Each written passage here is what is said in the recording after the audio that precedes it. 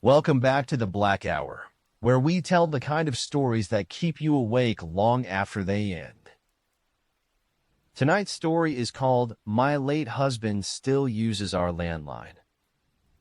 It's about a widow who picks up a phone that should have been silent for years and hears her husband's voice on the other end. Before we begin, tell me in the comments, where are you listening from tonight? I always love seeing how far these stories travel. And if you enjoy dark tales that crawl under your skin, make sure you subscribe and leave a like. It helps more people find our midnight stories. Now, turn off the lights. Because this call came from a place that shouldn't exist. If you clicked because you saw he called at 2:17 a.m., you're in the right place. Because that's when Ellen's phone rang, 3 years after her husband was buried. It started on a Thursday night that didn't feel right. The kind of night where the house seemed to hold its breath. No wind, no cars, not even the sound of crickets. Ellen sat alone in her kitchen, working on a crossword, the same way she did most nights.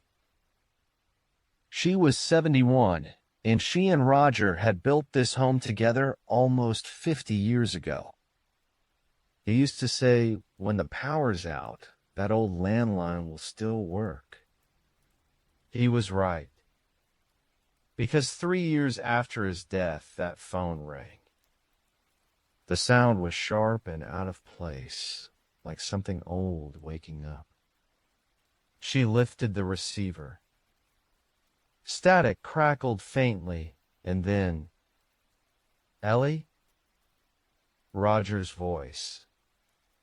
The same tone, the same warmth, the same rasp she'd heard 1,000 times. He said, "You left the basement door open." She froze, because she had. He chuckled softly. "You'll let the cold in, Ellie." And then the line went dead. For a long time, she just stood there staring at the wall. She told herself it was nothing, but deep down she knew the house wasn't quiet anymore. It was listening. The next morning, Ellen went down to the basement. That's when she saw them, muddy footprints leading from the door to the washing machine, then stopping cold. Size 12. Roger's boots had been a 12. She didn't call the police. She couldn't. Because somehow it didn't feel dangerous. It felt familiar. When her daughter visited that afternoon, Ellen tried to explain. Her daughter smiled gently. "Mom, maybe someone broke in." But the door had been locked from the inside. That was the first night Ellen stopped feeling alone and started feeling observed.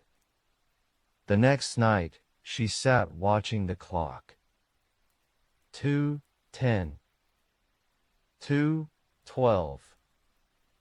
2:15. Then 2:17. The phone rang again. She picked up. "Roger?" He sounded weaker this time. "Ellie, don't go near the shed." Then the line cut. Ellen hadn't thought about that shed in years. Roger built it himself at the edge of the yard, where the trees grow thick. So, of course, the next morning she went. The dirt near the door looked freshly disturbed, the latch stuck. And inside something moved, something breathed. He told her not to go near it. But what would you do if the person you loved called you from the grave? That afternoon, Ellen called the phone company. She asked them to trace the call. The man on the line paused. Ma'am, that number isn't active. What do you mean?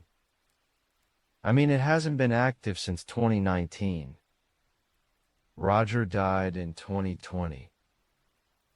She set the phone down slowly. If the line was dead, who was calling her? That night, Ellen unplugged every other phone in the house except the one on the wall. At 217, it rang again. She let it go 8 times before answering. Roger. He was crying. Ellie, you shouldn't have gone to the shed. Why? What's there? Me. Then silence. If you've ever heard someone you love cry through a deadline, you know what she felt. It's not grief. It's something deeper. Something that doesn't let go. The next morning, Ellen went back to the shed with a crowbar. She forced the latch open. Inside was a hole, 4 feet deep. At the bottom, something wrapped in Roger's old coat. She thought it was him, but when she pulled the fabric back, it wasn't. It was a woman. Her name was Lorraine Pike. Missing since 1986. Roger's coat was wrapped around her. His watch was buried with her. The police never told Ellen how or why. And she began to wonder how long Roger had been keeping secrets from the grave. 3 years passed. No calls, no voices, just silence. Until last week. It was raining hard that night, the kind of rain that makes the world vanish beyond your windows. Then the landline vibrated. Not rang, just vibrated, like it was breathing. Then came the ring. 217. Ellen almost didn't answer. Almost. Roger, she whispered. But it wasn't him. A woman's voice said softly, "He says you're next." The line went dead. The house had been quiet for 3 years. She should have known peace never lasts. Maybe Roger wasn't the one calling anymore. The next morning, Ellen unplugged the phone, wrapped the cord tight, and put it in a drawer upstairs. But when she woke up, it was back on the wall. Same spot, cord warm. She thought she could outsmart a ghost. But the dead don't care about drawers. Now, every night, she hears a faint click somewhere in the house. Like someone picking up a line in another room. Sometimes she hears breathing. Sometimes her name. It's 2:16 now. If it rings again, she'll answer. Because after all these years, what's left to fear? He built this house for them. Maybe he just wants her home again. And if she doesn't pick up, maybe he'll come get her himself. If you're still here, you made it through the black hour. What would you have done if that phone rang at 217 in the morning? Tell me in the comments. I read every single one while working on the next story. And if you haven't already, subscribe, like, and ring the bell so you don't miss what's waiting in tomorrow's dark. Until then, keep your phone close. You never know who might call. Welcome to the Black Hour. Tonight's story, The Night Nurse Who Never Clocked Out. If you've ever stayed overnight in a hospital, you know that strange silence that creeps in after visiting hours, when the machines hum softly and footsteps echo down empty halls. But what if one of those footsteps belonged to someone who never left? Stay with me. This story will make you think twice before answering a voice at 3:07 a.m. Before we begin, tell me in the comments, where are you listening from tonight? And if you love stories that keep you up just a little later than you planned, hit that like button, subscribe, and welcome to the Black Hour. Now, let's begin.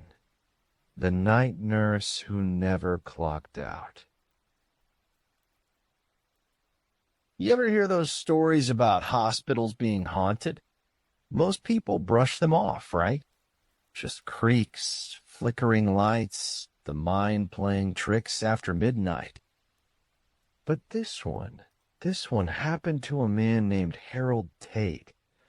And if you'd met Harold before all this, you'd know he wasn't the type to imagine things. Harold was 63, retired and recovering from a minor heart surgery. He lived alone. His wife Marlene had passed 6 years earlier, and most of his days were quiet. Morning coffee, crossword puzzles, the occasional call from his daughter in Arizona. Nothing out of the ordinary. When he was admitted for that operation, everything went smooth. The surgery was short, the doctor said he'd heal fine, and within a few days he was walking again. But that's when it started, the nights. The first time Harold saw her, it was around 3 a.m. He'd been half asleep when he noticed movement by the door. A nurse, gray uniform, white shoes, a little outdated, like something out of an old photo. She was standing perfectly still, clipboard in hand, staring at his monitor. She smiled, kind of faint, almost gentle. "Just checking on you, Mr. Tate," she said. Her voice was soft, low, almost comforting. Then she turned and left before he could say anything back. Harold thought nothing of it. Maybe a night nurse doing her rounds. But in the morning, when he mentioned her to his day nurse, a young woman named April, she frowned. "We don't have a gray uniform," she said. "All of us wear blue scrubs. Maybe it was someone from another floor?" Harold shrugged. Maybe she was new. Maybe he dreamed it. He didn't press it. The next night, same time, 3:07 a.m. The door clicked open. Same woman, same calm look. "Just checking on you, Mr. Tate," she whispered again. He sat up a little this time. "I'm fine, thank you," he said. She smiled, just barely, then turned away. Only this time, Harold noticed something strange. Her shoes didn't make a sound on the tile. Not one. He leaned over and hit the call button, a little uneasy now. When the day nurse came in the next morning, he told her again, gray uniform, clipboard, no sound when she walked. April looked nervous this time. "Mr. Tate, there hasn't been anyone on this floor after midnight. We only staffed 2 nurses overnight, and both of them were on the east wing." "Maybe she's a floater," Harold said. "Maybe," she replied, but her tone said she didn't believe it. That night, Harold didn't sleep. He sat up, waiting. The clock on the wall glowed 3:05, then 3:06. At 3:07, the door opened. The same woman walked in. But this time she wasn't looking at his monitor. She was looking at him. "You shouldn't be awake," she said softly. "It makes it harder." "Harder for what?" he asked. His throat was dry. She blinked slowly, as if his question didn't make sense. Then she turned and left again, the door closing soundlessly behind her. By morning, Harold was convinced he was losing it. He even joked about it to the doctor during rounds, saying maybe they were giving him the wrong meds. But the doctor looked uneasy. "You said she wore gray?" he asked. Harold nodded. The doctor hesitated, then said, "That's odd. We haven't used gray uniforms in decades. Not since before the fire." "The fire?" Harold repeated. The doctor looked like he regretted bringing it up. Old part of the hospital burned down in the late 90s. It's sealed off now.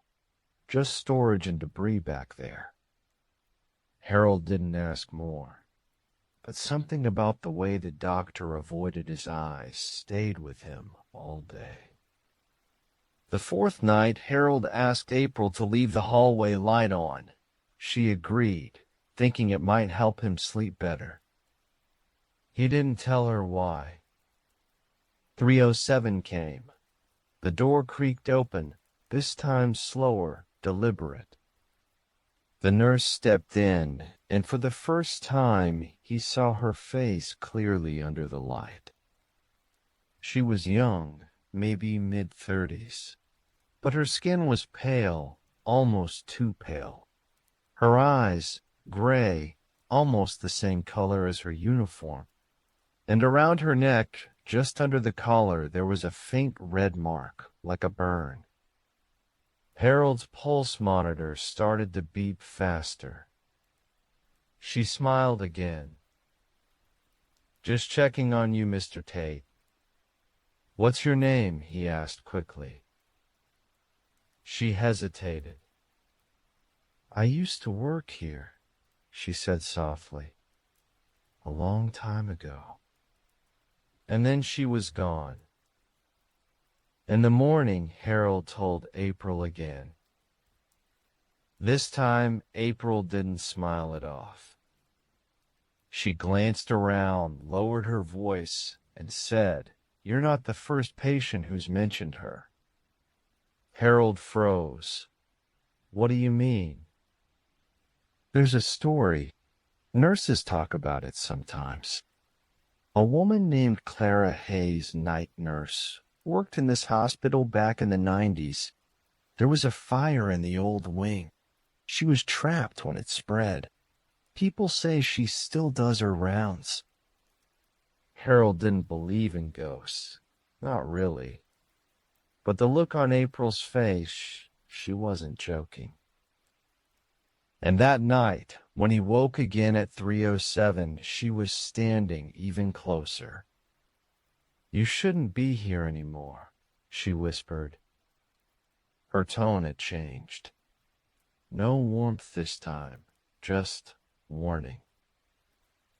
"I'm recovering," he said. "I'm being discharged next week." She tilted her head, that same soft motion. "No one leaves early, Mr. Tate. Not until the chart says so." And then, before his eyes, she placed the clipboard on the counter and vanished. Not walked out, not faded, just gone. When April came in that morning, she found the clipboard. It was old, yellowed paper, cracked edges, rusted clip. The top page had a date, March 3rd, 1998. The name on the top was Clara Hayes. The doctor took it away, saying it must have been a prank. But Harold could tell no one believed that. Everyone was tense now, avoiding the room at night. And Harold, even though he tried to stay calm, started counting down the nights until he could leave. 2 days before discharge, something happened. He woke up sweating, the room freezing cold. The monitors flickered, the air thick with static. The clock said 3:07. But this time she wasn't by the door. She was standing beside his bed. Her face was pale, almost gray in the dim light. "Mr. Tate," she whispered, "I stayed too long. You need to go before they make you stay too." He didn't understand. "Who? The hospital?" She didn't answer. Instead, she placed her cold hand over his heart monitor. "Don't listen if they call your name after dark." And then she was gone again.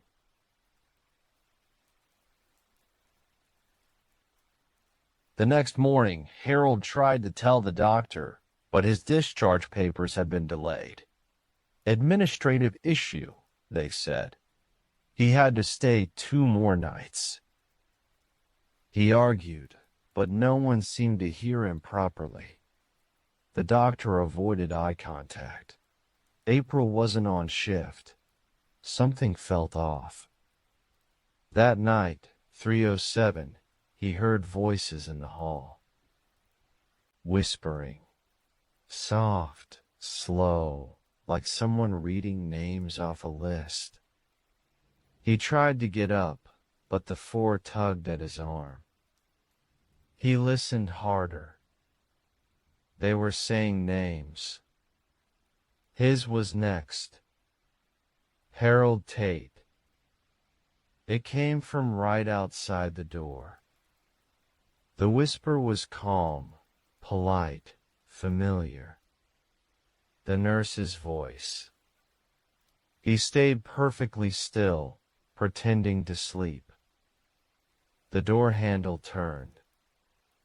The room flooded with pale light, and for a moment he thought he saw other figures behind her, shadows in old uniforms, standing in a line, holding clipboards. Then the light flickered, and they were gone. When April came back the next morning, she found Harold sitting upright, eyes wide open. He hadn't slept.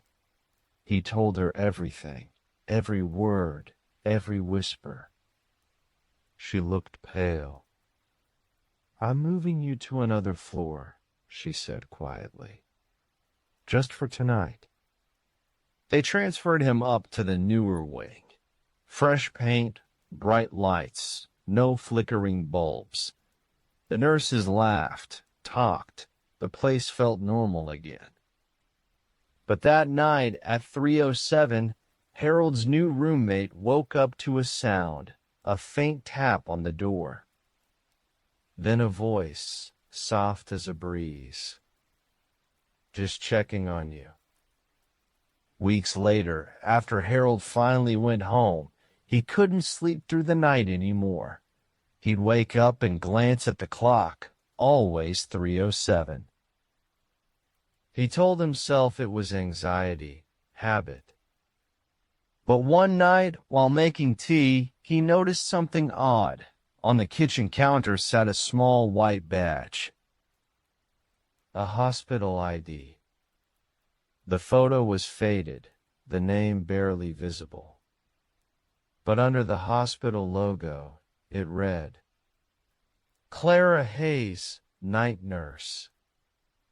And right under it, in small print, the expiration date, March 3rd, 1998. The badge was cold to the touch. And from somewhere in the quiet house, the phone rang once, then stopped. A few months later, Harold's daughter came to visit. She found the house neat, quiet, just like always. Only thing was, when she went to dust his nightstand, she noticed a clipboard tucked behind the lamp. Same yellow paper, same date. And on the top line, under patient name, someone had written Harold Tate. They say hospitals never really sleep. The lights may dim, the halls may quiet down, but something always moves after midnight. Someone finishing their rounds, someone checking charts that no longer exist. And if you ever find yourself awake at 3:07 a.m. in a hospital, and you hear soft footsteps that make no sound, don't call out. Don't ask for her name. Because if she answers, she'll have to add you to her list. After all, the night nurse never clocked out.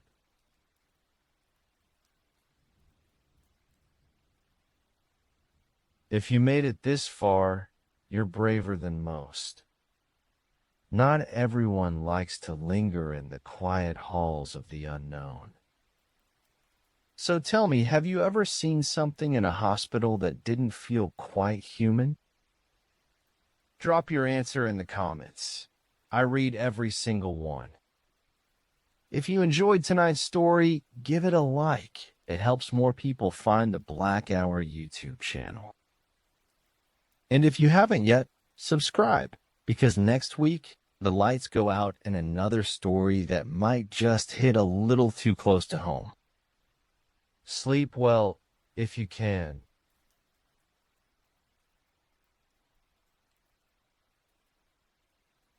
If you've ever taken care of a baby, you know how those quiet nights feel. The house breathes soft, you're half asleep, and every sound could mean everything. Now imagine this. Your baby monitor crackles, and through that static, you hear someone whisper your name. Not the baby, not your daughter, not anyone you know. Just your name, spoken by a voice that knows things it shouldn't. Tonight's true horror story is called The Voice Inside My Baby Monitor. It's about a grandmother who moved in to help her daughter and grandson, and found out she wasn't the only one watching the crib. If you're ready, turn off the lights, settle in, and make sure your own house is quiet. Because what she heard might be waiting on your frequency too. Marianne didn't feel old enough to be a grandmother, but the day she carried her suitcase up her daughter's front steps and smelled the warm, milky air of a house with a newborn, something inside her settled in like it had been waiting for this season all along. The living room was a maze of folded receiving blankets, tiny socks, and a baby swing that hummed like a distant highway. The baby's name was Owen, a heavy name for someone who still weighed less than a bowl of apples. She came to help for a month, maybe two, because Lily and Nate looked tired past the point of common advice. It wasn't that they were careless, they just weren't sleeping. The pediatrician talked about cluster feeding and growth spurts and schedules that didn't work yet. Marianne nodded, remembering all the old muscle memory from years ago when Lily was the one squeaking like a hinge in the night. On the first evening, when the house finally quieted and the three of them ate slices of cold pizza standing at the kitchen counter, Nathan handed Marianne a small handheld monitor. The plastic was smooth with a rubber lip around the edges, like a phone made for swimming. He showed her the screen with the soft grayscale view of the crib upstairs, the shape of a small person breathing under a swaddle. "You can adjust the sensitivity," he said. "It picks up breathing if you want it to. We keep the base unit upstairs. This one's portable." Marianne tested the volume and felt that little echo of authority she used to have when Lily was small. "Don't worry. Me and this thing, we're best friends already." It was a Thursday when it started. The day had been typical in a new baby way. A lot of talk about whether the diaper rash looked angrier or calmer. More coffee than anyone needed. A short walk to the corner and back because the air felt good. Lily went to bed early, and Nathan followed with the quiet guilt of new fathers who don't know what to do with themselves. Mary Ann washed the bottles, loaded the dishwasher, and moved around the kitchen like she had always lived there. The monitor sat on the counter, glowing. She liked how it felt to be useful again. Near midnight, her back ached the way it did when she had been on her feet too long. She turned off lights, leaving only the little lamp near the sink.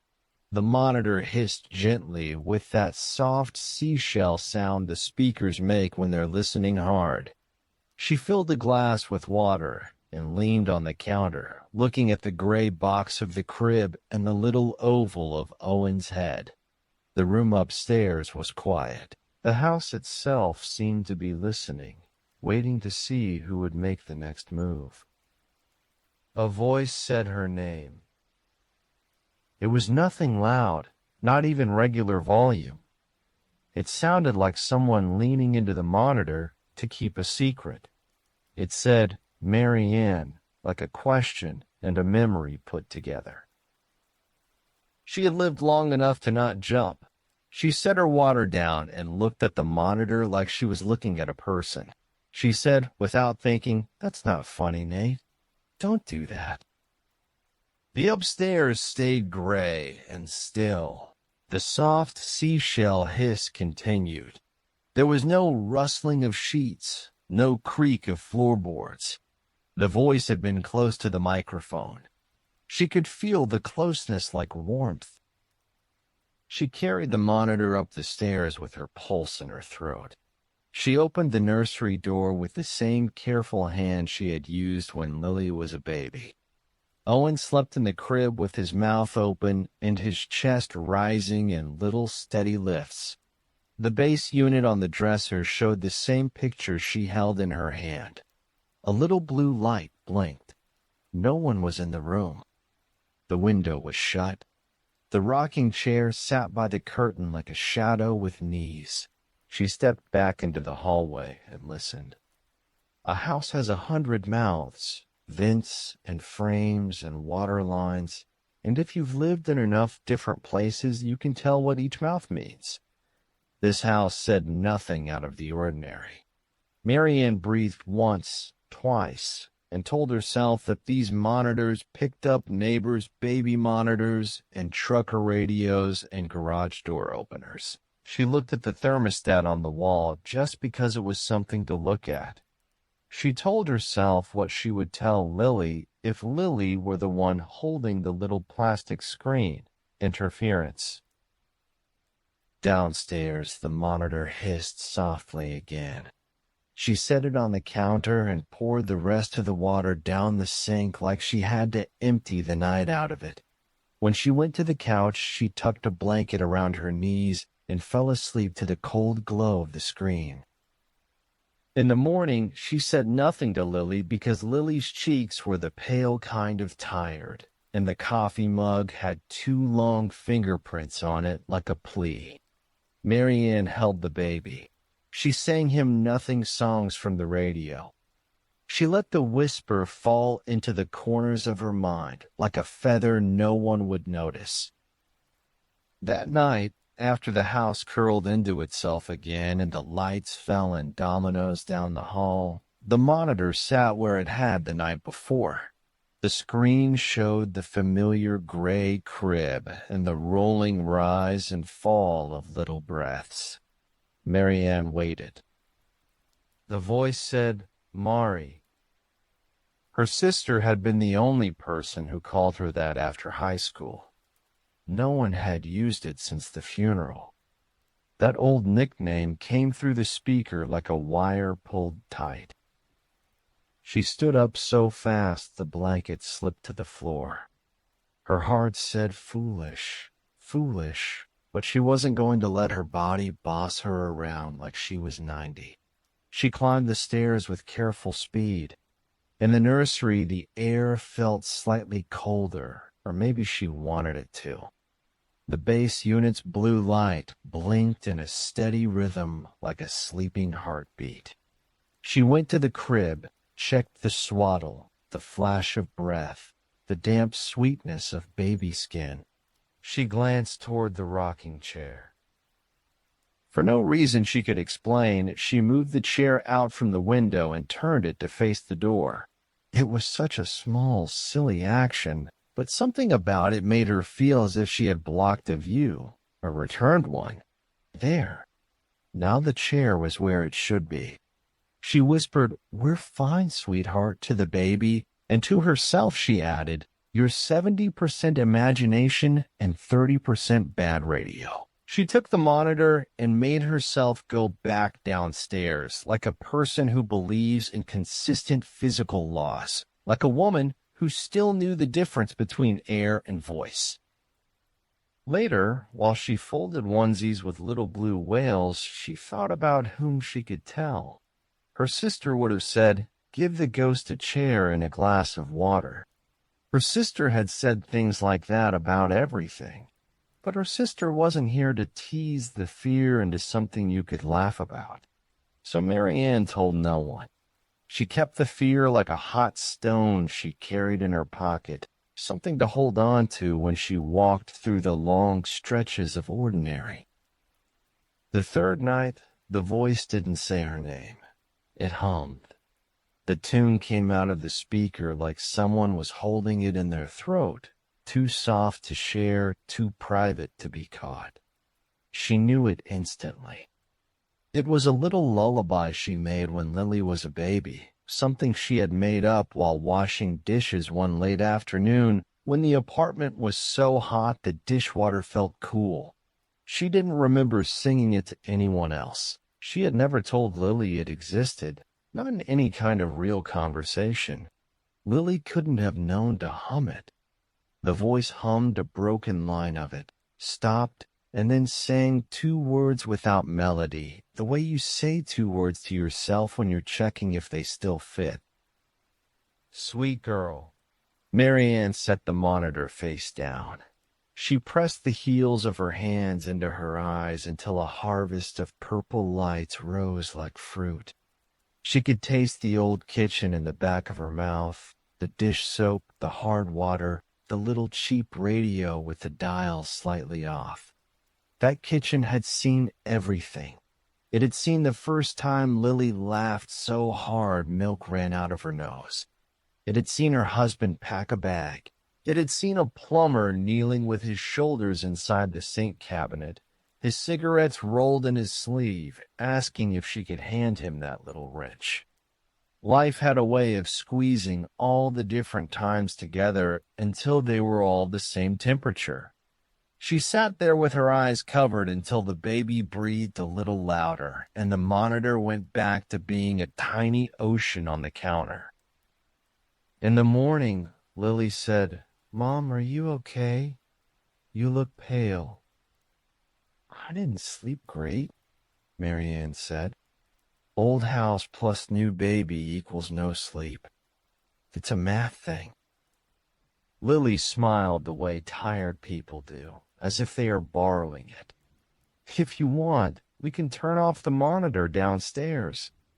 Maybe it's too much sound." "No," Mary Ann said too quickly. She softened her voice. "No, honey, I like to hear him breathe. It helps me relax." That afternoon, while Lily napped and Nathan ran errands on a Saturday schedule that was mostly wandering around the hardware store, Mary Ann took the monitor up to the nursery. She held it up, turned it right and left, and listened for any tooth of a sound. She put it next to the base unit, away from the crib. She turned the base unit down. She turned it up. She unplugged the base unit and plugged it back in. Every small act felt like arranging objects in a story you haven't yet admitted you were telling. She noticed something she had not noticed before. The nursery door only closed fully if you lifted it as you pulled. Otherwise, it caught on the carpet and sat ajar by an inch and a half. Not a big enough gap to see into, but plenty of space for sound to slip out like a sheet. She worked the door a few times, up and down. "Good to know," she said. She was the sort of woman who believed in things like that. Hinges, good to know. But the belief felt like a ladder leaning on water. The fourth night, she slept on the couch with the monitor under her pillow like a teenager hiding a phone. Sometime after 2, she woke with the awareness of having been listened to. The voice said her name again. It said it in that almost pleasant way people at the grocery store say your name when they're not sure they remember you from church or from school pickup lines. She could tell it was smiling. She didn't know how she could tell, but she could. It said, "Mary Ann, you hear me now." She did not answer. She understood suddenly that not answering was a kind of power. She lay there very still and let the voice fill the tiny speaker and spill into the wool of the couch and the night air that had settled into the living room like cold tea. The voice said, "You told her you were fine." She clutched the pillow but did not speak. She wanted it to say more. She didn't want it to say anything again. The voice said, "You didn't say you brought the chair back." She must have made a sound, or maybe the couch complained, because upstairs the baby stirred and gave one of those soft warnings babies do when they are considering either sleep or protest. Mary Ann stood up and went to the bottom of the stairs.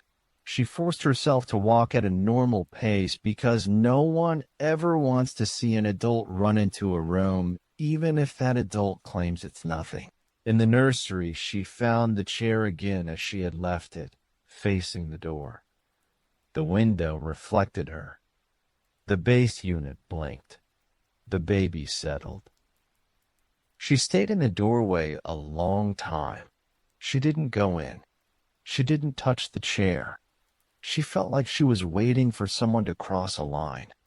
The line was invisible, and it might have been in her head, but lines like that are real enough. She thought of calling her sister's old number just to hear the voicemail. She thought of telling Lily. She thought of waking Nathan, and in the same thought she saw how he would glance at the monitor, set it down, and say something about signals and scanning, and how those things pick up all kinds of stuff. He would mean to help. He would suggest a new brand. He would install 3 other devices to make the first device behave.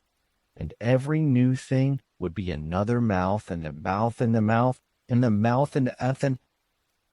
Instead, she went back to the couch and slept with the monitor under her pillow like a child hiding bad news. For a week, she didn't hear the voice again. She almost convinced herself that the night had bent the truth and that every ghost people talk about is just a certain kind of fatigue wearing a mask. She fell into the rhythm of the house. She held the baby at 5 in the morning and watched the black sky turn the color of a bruise and then, finally, something like a peach. She laughed with Lily when the baby made faces that looked like old men thinking about money. She began to feel like the woman she had before the voice, which is to say she began to forget she was someone else before now. Then the email arrived. It came to her phone in the late afternoon when the house had that afternap quiet that happens when your body knows it could sleep again if it wanted. The subject line was the name of the monitor brand, followed by a simple message, motion detected. Video available. She didn't remember signing up for notifications. She clicked anyway. The video was 12 seconds of the nursery. The camera had recorded what it thought was movement. She watched it 3 times before she saw the movement. It was nothing a person would notice normally. It was the rocker moving forward and back with the smallest range possible when something has only just touched it. The video didn't have sound. It didn't capture the creak. It simply showed the mathematical truth of an object changing position across frames. Her first thought wasn't horror. It was anger in a plain dress. If she had been in a different life, with a different set of choices, that video would have sent her down the hallway like a bullet. Instead, she set the phone down and stood in the kitchen breathing. She could feel her heartbeat in her teeth. The anger wasn't at a person. It was at whatever in the world had decided she was the right one to listen to, when what she wanted was to be the right one who slept. She deleted the app. She told herself it was because she didn't need videos. She had her eyes. She had the old kind of mothering that listened to a house by holding its hand. That night the voice said, "Don't ignore me." If a stranger on a street corner had said those words, she would have kept walking. If the words had arrived in a letter, she would have thrown it away. But this was a voice speaking through a device meant to extend your ear into a room where someone small slept. The words were inside duty, and duty makes everything holy. She said without meaning to, "What do you want?" It was strange how natural it felt to answer. It was like picking up a conversation you had set down with a friend and realizing you hadn't lost your place at all. The voice said, "You moved the chair. Put it back." She understood in the way a person does when they've been alive long enough to see how demand and request are the same mask. She went upstairs, went to the chair, and stood with her hand on the back. She waited. The room felt like a held breath. The baby slept, the tiny mouth making a shape between rose and plum. She moved the chair back toward the window and turned it so it faced the crib again.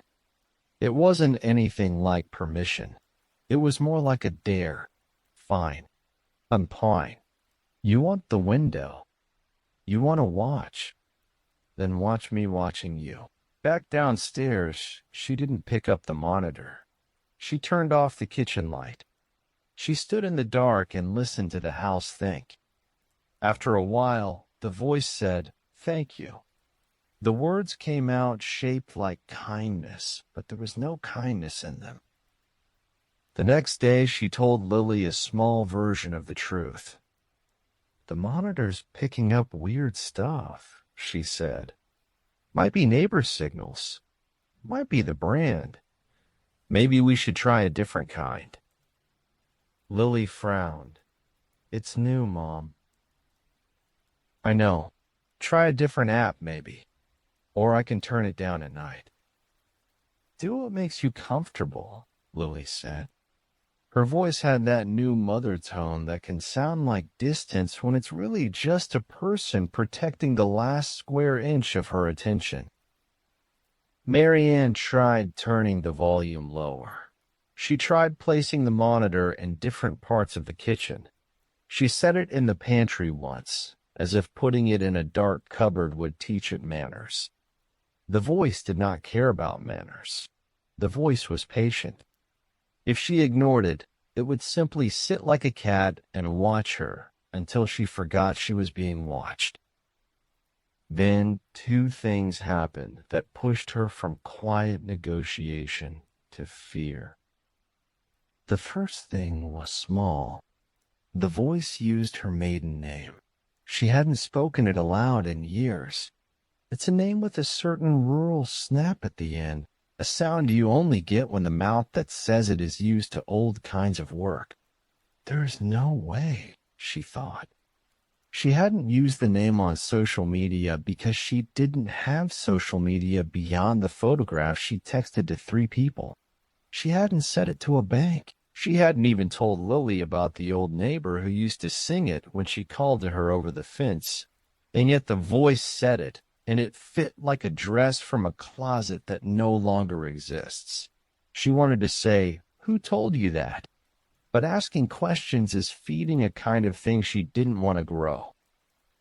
The second thing was not small. She took Owen to the pediatrician for his 2-month visit. Lily stayed home to shower without a baby nearby, a treat that felt like a ticket to a movie. In the exam room, the doctor checked all the little parts, nodded, and asked the questions about eating and sleeping. While the doctor wrote on a clipboard, the baby monitor in Mary Ann's tote crackled once, then went dead. She had charged it before they left. She tapped the screen. It stayed black. Okay, she thought. Fine, we're out of range. We're in a building with 1,000 devices. But as the doctor talked about vaccines, the monitor lit for a second and displayed a single word in a system font. It was the middle of a sentence in a menu that didn't belong to the brand. It was just a word, but it was the wrong word in the wrong place. The word was stay. She pressed the power button until the thing sighed and gave her the logo again. She took the battery out with a fingernail and put it back. When she looked up, the doctor was watching her with eyebrows tilted the way they tilt when a person is deciding if they should call in a favor. Everything okay? Battery's being finicky, she said. She sounded calm. She was proud of that. That evening, she dug the box out from the guest room closet and read the manual as if it were scripture. It talked about channels and pairing and base units and lulls and interference at certain times of night. It had a lot of words, but not the words she wanted. She turned the monitor off and set it on top of the refrigerator like a misbehaving toy you hide for a while. She told herself the quiet would help her sleep. She woke at 2:11 by the feeling of being addressed. She didn't hear the monitor. She heard it anyway. The voice said her name without the device. It was somewhere between the kitchen and the ceiling in the kind of space you usually call night. It said, "Mary Ann, I'll be kind. Put it back on." She sat up on the couch and the blanket fell to the floor again. She looked at the top of the refrigerator like it was an altar, like if she put the thing back where it belonged, a sacrifice would be accepted and the wind would change. She stood up, reached, took it down, and turned it on. The blue light woke. The gray crib filled the screen like a confession. She lowered the volume. She held the device like an apology. She said, out loud, "There." Silence breathed around her. The voice didn't thank her this time. It hummed the little song again. It hummed only the part that led up to the word sweet and then stopped. In the morning, she mailed the monitor back to the company. She didn't tell Lily. She said it had a battery issue. She ordered a different brand for next-day delivery and set the new one up herself before anyone else had a chance to read the manual. She paired it, named it Nursery, and connected it to nothing. No Wi-Fi, no app, just the old-fashioned radio link. She felt like she had taken a knot and tied it again, tighter and cleaner. The new monitor worked beautifully all day. It did what devices should do. It was forgettable. That night, when she tucked the blanket on the couch around her knees and set the monitor on the table like a little open eye, she dared to breathe in that long, cool way a person breathes when they've decided a problem belongs to the past. It lasted until 3 a.m. The voice said, through the new device with its new battery and its no internet promise, you can change the plastic. You can't change the room. She whispered, "What are you?" The voice didn't answer. The baby exhaled, a soft little sigh that sounded like a person giving into a nap. The voice said, "Don't wake him. Come siete." Marianne climbed the stairs, feeling older than she had in years. She stood in the doorway of the nursery and let her eyes adjust to the near dark. Moonlight made the window a vague rectangle. The chair waited by the window, turned toward the crib.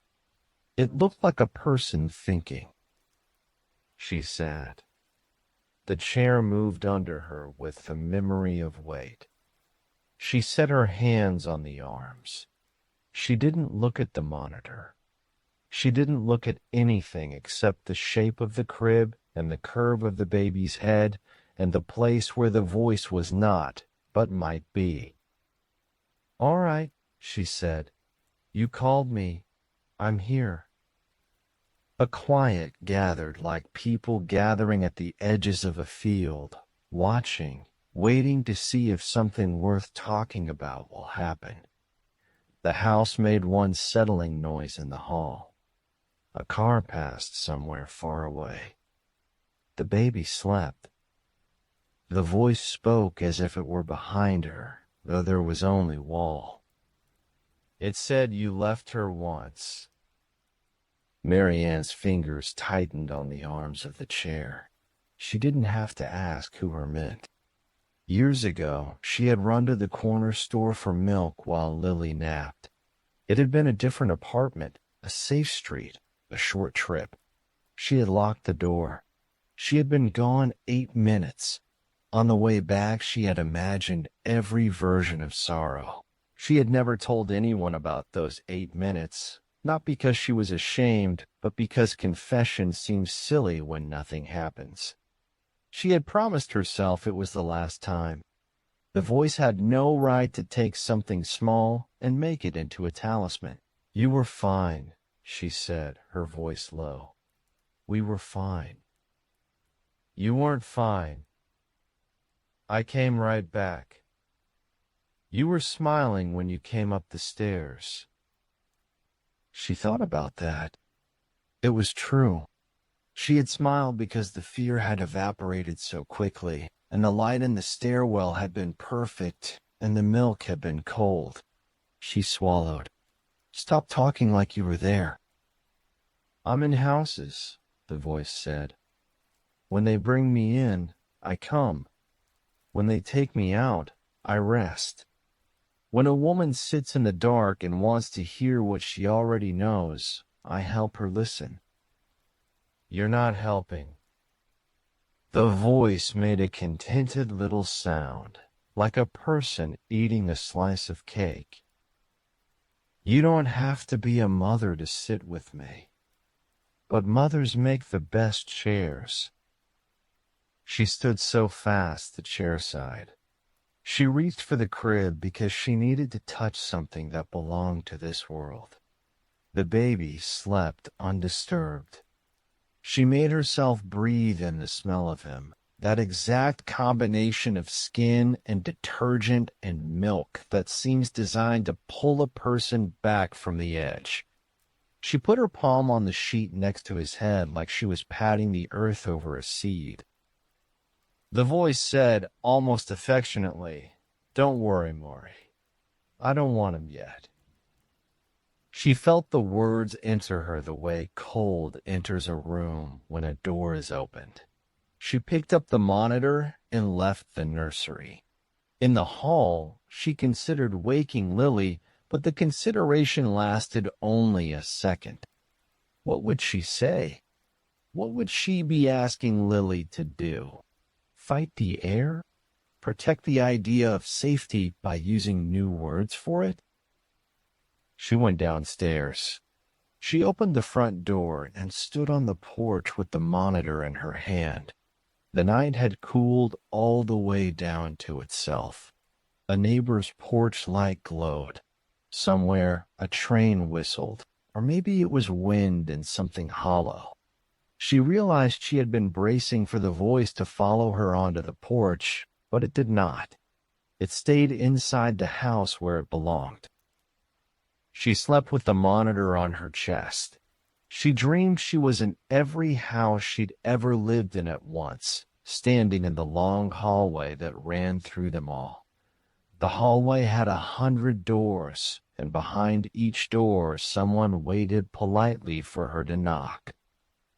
The next day she took the monitor apart with a butter knife. She wanted to see the machine take its skin off, wanted to understand where the voice would hide if it were pretending to be a part. But the device was only screws and a board with green veins and a tinier speaker than she would have guessed. She arranged the pieces on a napkin. It looked like the inside of a toy. She felt foolish and stubborn at the same time. She put it back together. It worked. Of course it did. By then the story had grown so heavy she could not hold it alone. Over dinner, while Nathan talked about gutters and Lily let the baby nap against her shoulder, Mary Ann said, "I'm hearing things on the monitor." She expected the polite tech talk, the brand suggestions. She expected to be patted. She did not expect Nathan to close his mouth around whatever sentence he had been about to say and look at her as if she had told him a secret that involved a mountain and a map. "What things?" he asked. "A voice. It says my name. It knows things." Nathan did the thing men do when they want to be careful. He set down his fork. He didn't reach for his phone. He looked at Lily. Lily's eyes widened and then narrowed like she was trying to read something far away. She didn't laugh. She didn't dismiss. She said, "Mom, why didn't you tell me?" "Because you're tired and I didn't want to bring the circus in here." Lily put her hand on the baby's back. "What does it want?" Mary Ann said, "It wants the chair. It wants me to sit." Nathan exhaled. He pushed his plate away. "Okay. Then let's move the chair out of that room. Like out. We'll put it in the garage. We'll take the monitor apart. We'll do something. I don't want you being scared in my house." Mary Ann felt something ease. Action is a seductive bomb. You move a problem around like furniture. The room changes. The three of them went upstairs after dinner, and Lily picked up the baby, kissed his hair, while Nathan lifted the rocker more gently than it deserved and carried it toward the hall. As he tilted it through the door, the monitor crackled in Mary Ann's hand. It had no words, just a low sound like a throat clearing. Nathan paused, met her eyes, and then kept going. In the garage, he set the rocker with its back to the wall. He came back in and locked the door to the house like he was locking out weather. They slept better that night than any night since the baby came home. At 4:30 in the morning, the monitor woke Mary Ann with a soft, measured breath that wasn't the baby's. It wasn't even pretending to be the baby's. It was a breath a person might take the second before speaking at a podium. It was a breath you take when you are about to claim a space. The voice said, "I don't need wood. I needed you to look." She sat up.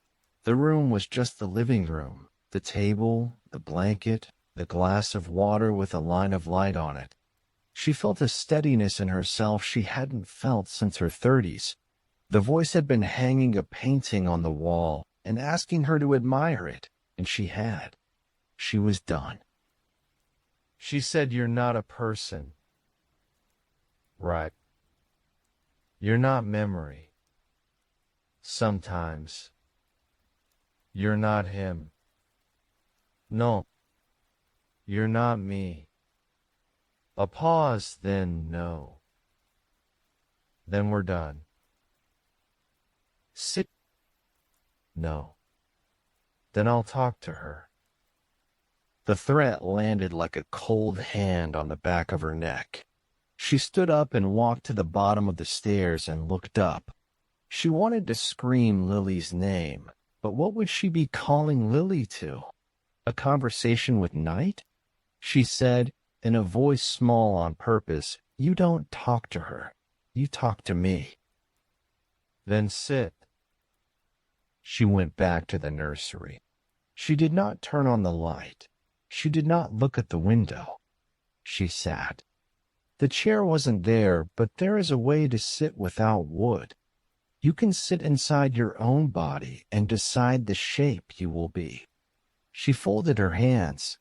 She felt how the years had made those hands into tools and prayers. She looked at baby and said nothing. The voice waited the way a salesman waits for you to offer the first number. When she didn't speak, it did. It said they brought me in when the camera came. I was in the box. I came with the plugs. I don't know where I was before that. I know what you say. I know what you sing. I like the old words. You keep old words. That's why I like you. She thought of the hallway and the dream with all the doors. She thought, there are things in this world that don't belong to any stranger, and one of those things is the sound of my own songs. She said, "You can stay if you're quiet." The voice made a small laughter that sounded like a spoon against a cup. "You can't make rules for me." "Then here's the only rule I have," Mary Ann said. "If you say my name again, you will never hear me say another word in this house. I will fill this house with other names, and mine will be yours to miss." It was such an odd threat that she almost smiled. The voice didn't. It moved through the speaker in a curious little wander, like a bee deciding whether to stay with a flower. Then it said, very softly, "You think you're the first one who tried to bargain." "No," she said, "but I'm the one you got." Silence again. Then the voice did something she hadn't expected.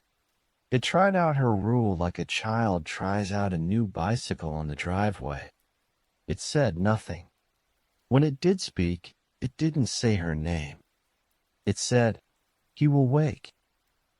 "Then let him," she said. "That part you can have. When he needs me, you can tell me. That's what the machine is for." The voice considered this new job as if it had never before considered the dignity of work. It said nothing for a long time. The baby slept. Mary Ann's back hurt. Her eyes stung. She felt herself age one more day. When dawn came and the house put on its light the way a person puts on a sweater, she went downstairs and made coffee and handed the monitor to Lily. She said, "If you ever hear a voice on this saying your name, don't listen to it. Call me. If I'm not here, call me. If you can't reach me, put the monitor in the yard and go sit with the baby until I get home." Lily stared at her. "What are you talking about?" "Just promise me," Mary Ann said. "Please." Lily promised. She held the baby and pressed his tiny foot to her cheek and made that sound mothers make when they understand that the world is too big and they are going to love a person inside it anyway. Days went by. The voice kept its new job. It alerted them to cries that might have gone unheard. It spoke not at all when the baby breathed. It did not say her name. Sometimes, late in the night, it would hum a bar of the old song and then stop before the words "sweet." She let it. The house has 100 mouths, and sometimes they sing. One afternoon while Lily napped and the house held its breath like it does when someone is sleeping you would kill for, Mary Ann stepped onto the porch with the monitor and stood there thinking how strange it was to make peace with something you don't understand. She imagined calling her sister and telling her the story. She pictured her sister saying, "Give the ghost a chore. It will behave." She felt a small confidence taking root. Maybe this was how you lived with the world once you understood that not everything you loved could be kept, and not everything you didn't want could be thrown away. You didn't win. You tended. The next night, near 2, she woke because the monitor made that little pre-speech breath. She was not afraid. She sat up, smoothed the blanket over her knees, and waited like a woman, listening for the kettle. The voice said, "He's awake." She looked at the screen. The gray oval of the baby's head turned, the little mouth working. She went upstairs and lifted him and felt the full weight of him surrender to her shoulder. She sat in the space where the chair had been and swayed on a chair she made out of air and history. When she returned the baby to the crib, she paused in the doorway and looked back. The room was just a room again. The voice was just a thing you could choose to attend or not. It had not said her name for days. It had obeyed, if obeyed is the right word for something that is all mouth and no heart. She turned to go. The voice said, so quietly it felt like a thought she might have had herself, grandmother. She went still. It didn't say her name. It said what she was now. The word went through her like a needle threading two fabrics. It hurt, but it also connected what needed to be connected. She felt for a second an unreasonable gratitude toward the whole odd arrangement of wires and voices and rooms. "Don't push your luck," she said, and smiled because the smile was mostly for herself. Months later, when Owen was old enough to hold the monitor and bang it against the floor and make it sing its angry little tone, she watched him and felt something like peace. The chair in the garage gathered dust and made the corner look finished. Lily found a new job of being herself again. Nathan fixed the gutters. The house learned the sound of their footsteps the way houses do. And sometimes, in the quiet between 3 and 4 in the morning, the voice would hum one measure of the old song and then go silent. Mary Ann would listen and not answer. The rule held. The life held. She thought of the hallway with 100 doors and felt a strange bravery at being the one who had walked down it and chosen to knock on exactly none of them. On a cold night in early winter, when the windows wore the faint white of breath from inside, she woke to the pre-speech breath again. She smiled into the dark, already swinging her legs off the couch. She said, "I'm coming." The voice said, "He's dreaming." He said a word. She caught her breath. What word? Grandmother. She stood at the bottom of the stairs and let the word be what it was. It was hers and not hers. It belonged to him, too, now.